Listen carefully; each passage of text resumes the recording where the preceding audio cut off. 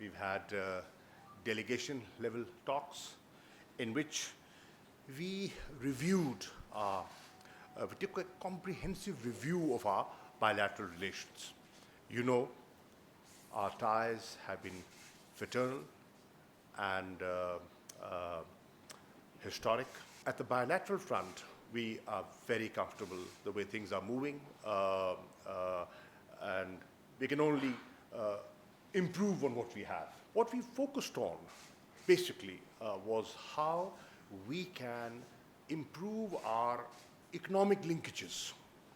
We do have, we have over 2 billion Pakistanis in Saudi Arabia contributing to economic and social development of Saudi Arabia, but how we can further create economic linkages through enhancement of bilateral trade and promotion of investments.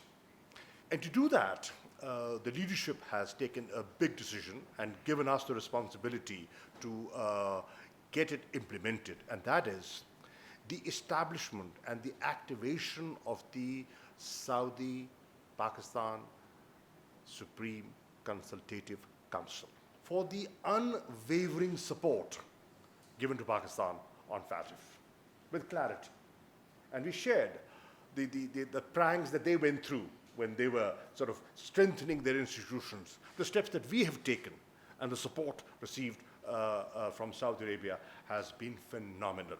Saudi Arabia, as you know, ladies and gentlemen, is part of the contact group on Jammu and Kashmir. And they have been forthright. They have been supportive. Look at the joint communiques, the resolutions, the OIC position, they have shown clarity and consistency in supporting Pakistan on that. And I shared with the foreign minister the latest situation in the occupied, Jammu and Kashmir.